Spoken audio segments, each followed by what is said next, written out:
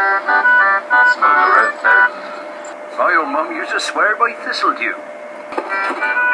Scuppered then. I remember an old boy saying to me, Brock's Ball's best way of telling.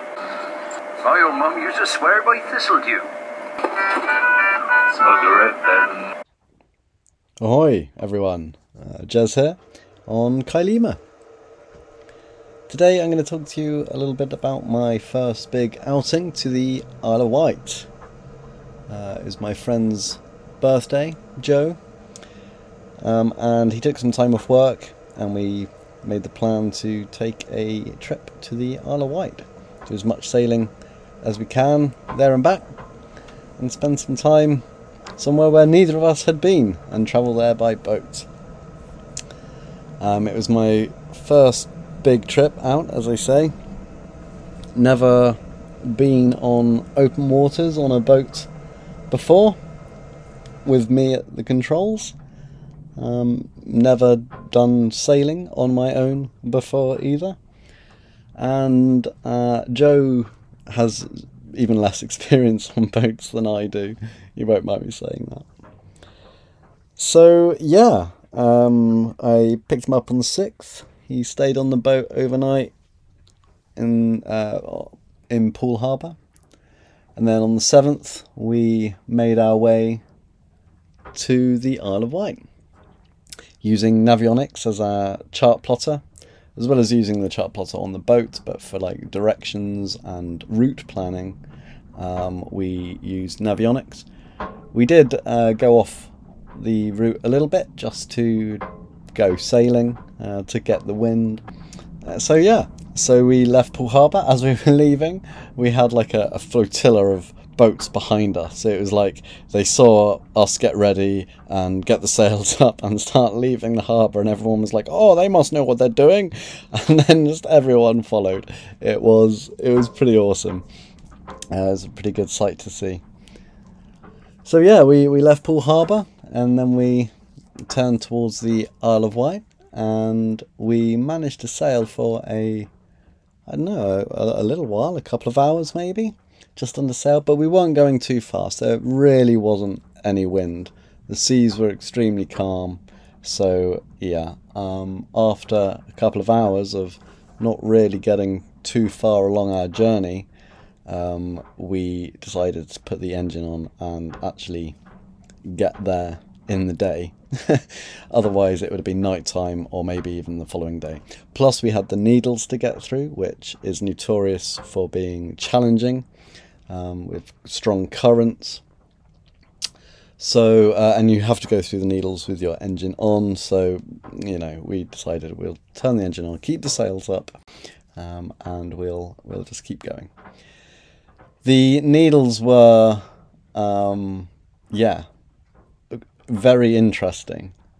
There was a point when doing quite a lot of revs on the engine. So the sails were up and we just weren't going anywhere. We were like in the middle of the Needles.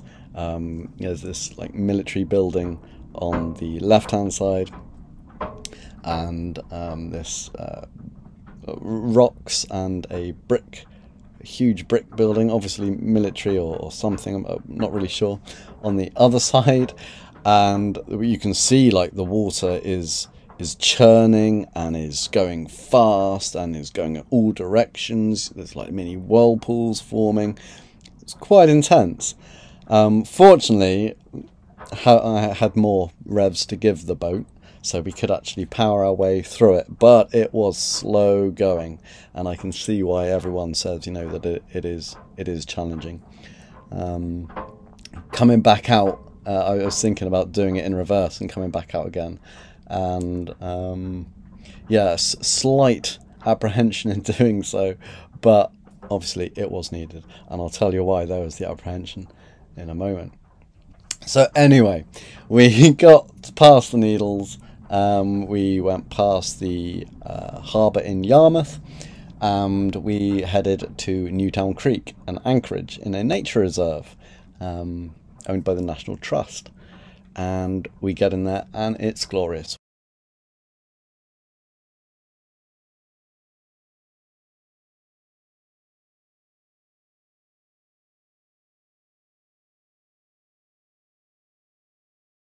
we arrive at low tide, and it's ram-packed. I had read that it is a very popular place and that in the season it can get really busy, and I'm thinking, well, it's the beginning of the season, so I'm hoping we're going to be okay. But we turn up and yeah, whatever the boat term of standing room only is.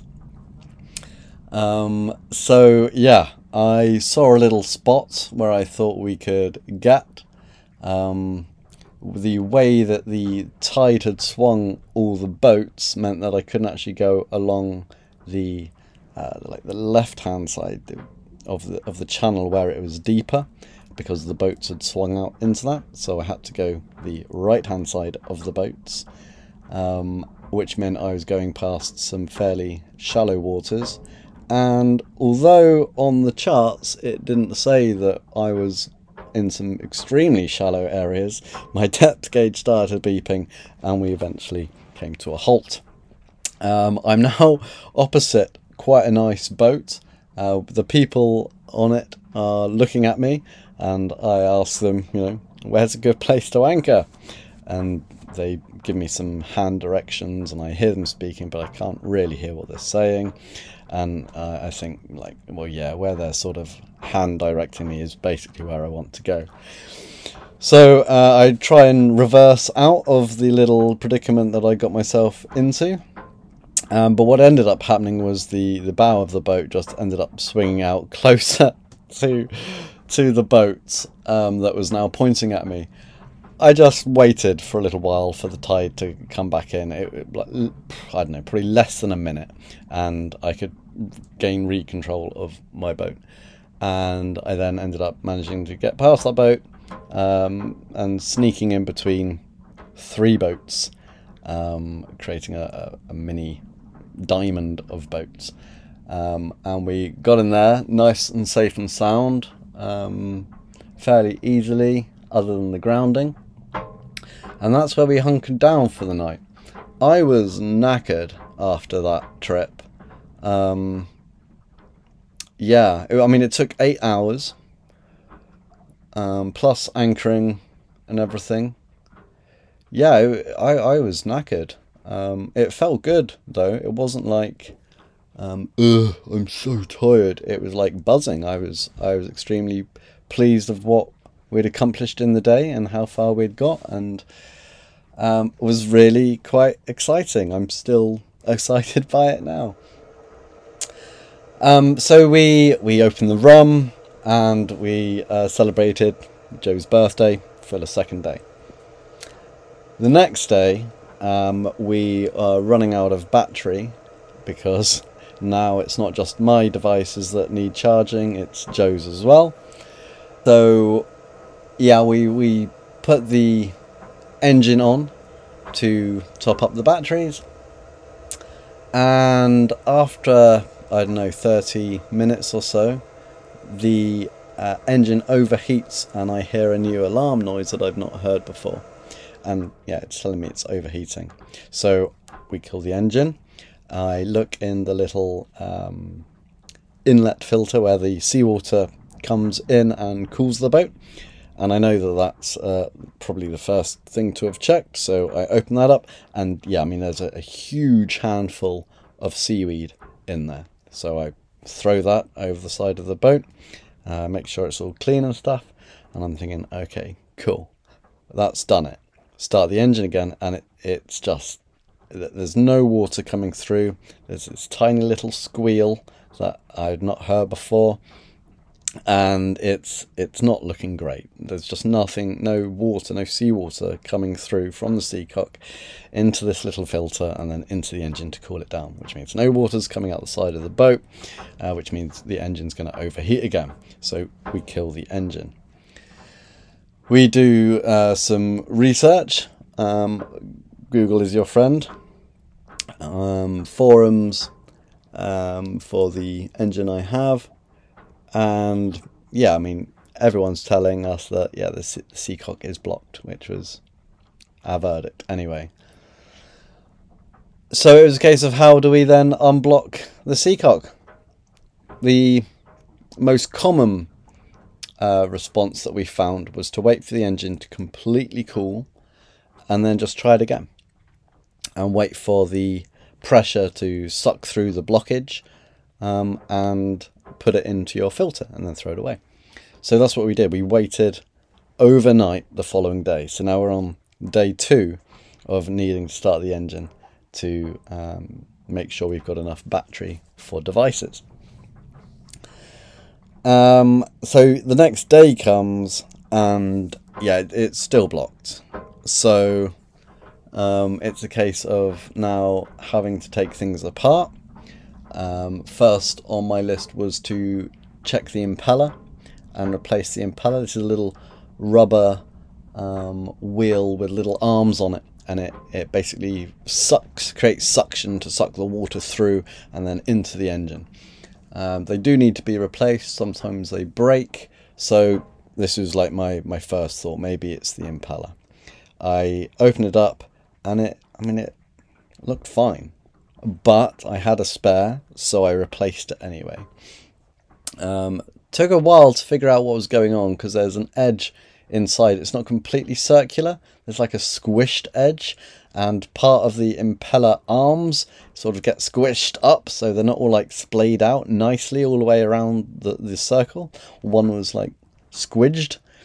But I read the instructions, I checked out the diagrams, and they all showed them just like that, and, which was a bit of a surprise. But you know, if that's how they're designed, that's how they're designed.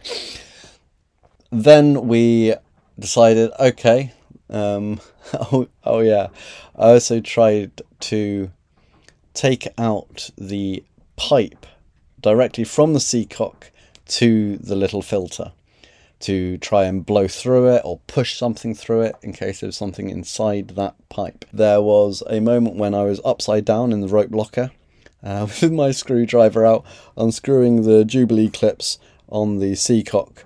It was, yes, acrobatic mechanics. I think there's a need for acrobatic mechanics in boat life. So I did that, but getting the pipe off of the seacock was not going to happen. I thought about cutting it off and then you know, reattaching it, but then I was like, it's on so tight, I'm gonna have trouble getting it back on if I do cut it off. So I retightened the Jubilee clips and instead just started the engine, knowing that it might overheat again. Just to make sure the impeller is good and spinning, and to pretty much hope for the best. Also knowing that just by running the engine it will put some more charge in the batteries, so worst case scenario we could do some more research, we could maybe call someone or find out where the nearest boatyard is for some advice. So we ran the engine again and nothing was happening. No water again was coming through into the little filter, and I was a little sad because I really didn't know what to do. Oh yeah, we did have one other plan. Well, one other plan that came in 2 parts, I guess.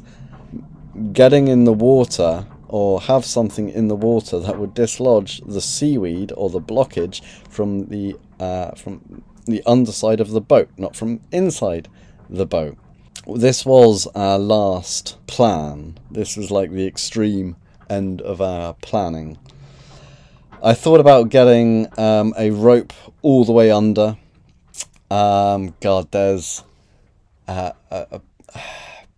punishment, a torture that pirates used to do, where they would tie someone and then run them under the hull of the boat, rubbing them against all the barnacles and all the wood and stuff that was on the bottom of the boat just growing there, ripping through the pirate as he went, and then lifting them up the other side if they're not drowned from being under the water, and the, you know, screaming of agony as they're getting cut across the chest or their entire body from these barnacles. They'll be lifted up. If they're not drowned, right, back down, do it again. So I thought about doing something like that, but with some rags or something brushy to try and aim for where the seacock is and to try and brush off the seaweed. But even trying that, trying to get a rope underneath the entire boat. I'm sure there's a simple way of doing it, but I guess just feeling a little stressed. So yeah, I just couldn't figure it out. Please let me know if you know. Not for torture, not for torture experiments, but for literally helping cleaning or maybe unplugging anything on the bottom of the boat. So anyway, my friend Joe, he wanted to get in the water anyway the day before, and this was a fairly good excuse for him to do so. He did volunteer. It wasn't an order from his superior or from the captain. He did volunteer, but you know, we both knew that this was risky. We did everything we could. We got spare clothes and towels for when he came out of the water. We had a bright yellow rope in the water that could easily be seen. And we basically just took everything super slowly. I stood on the boat where the seacock was. I also had my hand over the side in case he needed to grab on. He worked his way around. But it was too much. It was just too cold. So rather than risking anything or pushing anything too far, we got Joe out of there. We dried him down. We got him some new clothes. And then we decided, okay, we'll just start the engine. It may overheat, but at least we can put the heating on for a bit, and charge, get some charge back in the batteries after 2 days of no engine running and using devices. So that's what we did. We turned the engine back on, and again, no water was coming through. I was a little bit bummed, if I'm honest with you, because yeah, the next port of call was asking someone else to help us out and having to pay someone to help us out, and all the time in my head it was just like, we're scuppered by seaweed. It's just a bit of seaweed. There's just some seaweed in a pipe. Seaweed, the weed that's in the sea everywhere. It's just in a pipe. And it just seemed ridiculous. 5 seconds before we killed the engine, I mean, I was looking at Joe saying, I think we're going to have to kill the engine. And he's like, you sure? And I'm like, I'm not sure. But, you know, it's not overheating yet. It's not getting any alarms. And just as all of that was happening,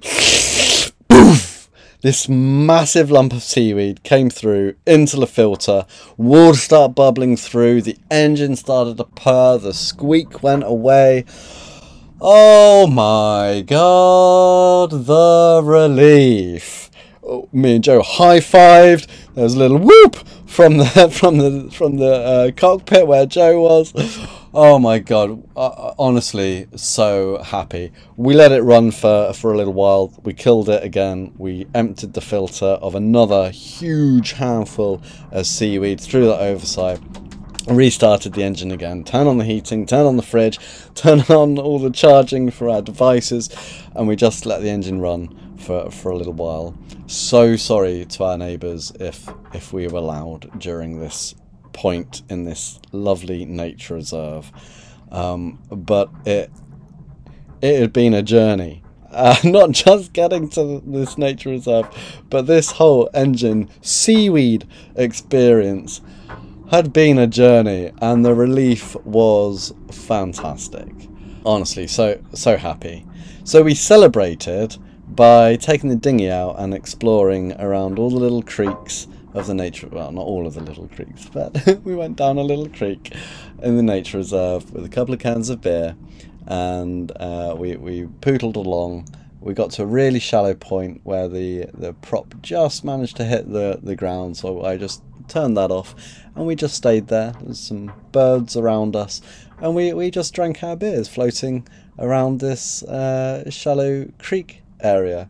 The tide was coming in again, so as it got a little bit higher, we went a little bit further, and basically a lot of the time with the engine off, Joe with an oar over the side, just sort of sometimes rowing us in circles, but it was so pleasant and very relaxing and really nice. And then the next day it was either to come home on the Thursday or the Friday.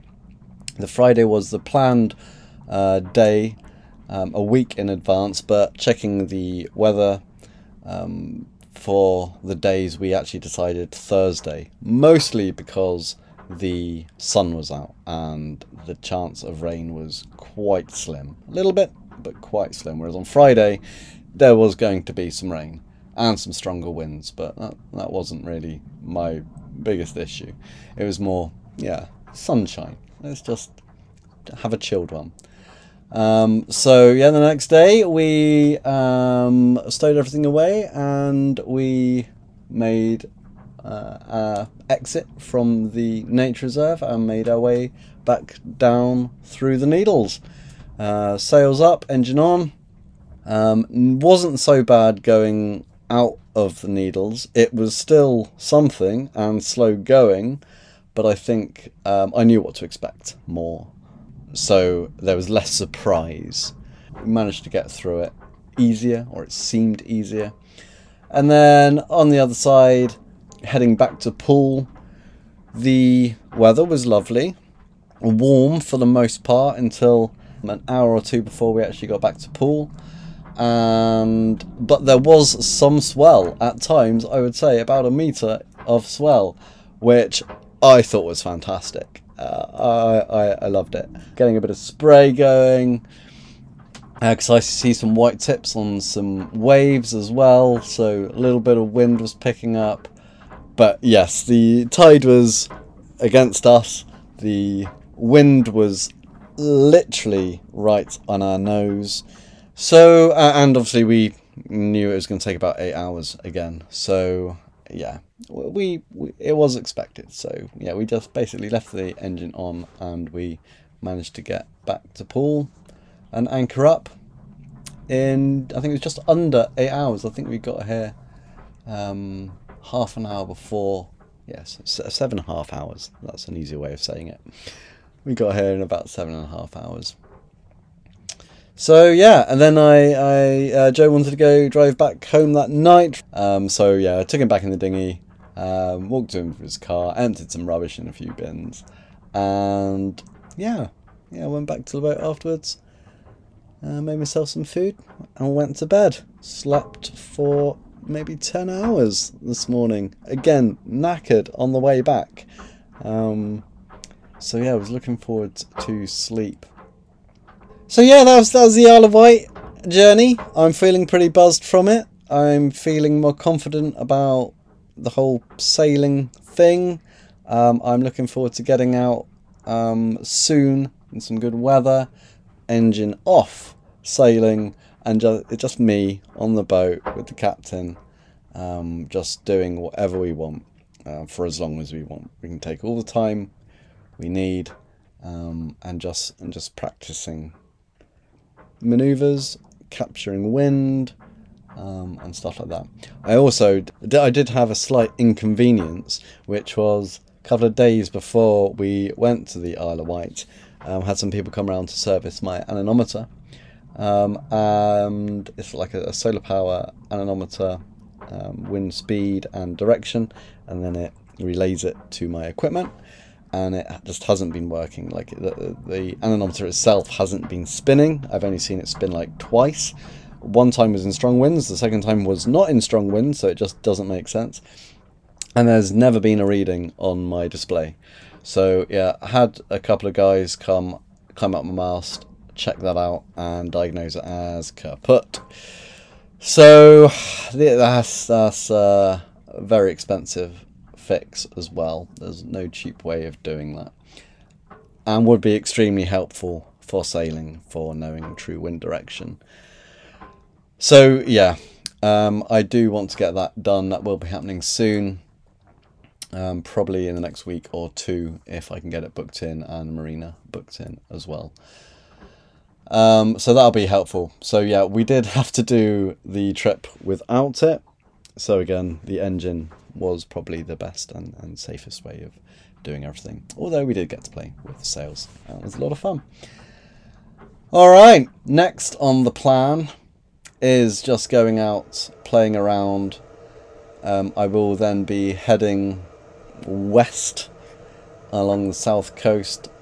First major stop Lulworth Cove, I think.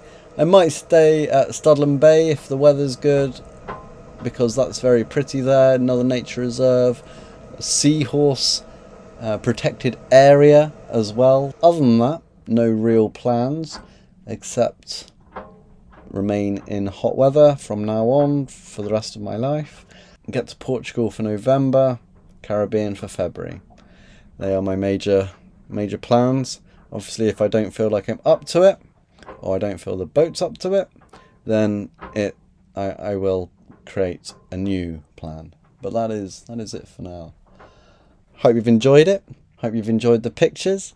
And if you've got any questions, please leave them in the comments. I would love to know what you guys would like to know about boat living, because it is very different to land-loving life. So leave me your questions in the comments. What do they say? Like and subscribe. Click that thumbs up button. Alright, yeah, wicked. Enough of that. Okay, cool. Well, it's over and out from me. Ta-ra. Thanks for watching. My old mum used to swear by thistledew. I remember an old boy saying to me, "Here, frog spawn's the best way of telling." My old mum used to swear by thistledew.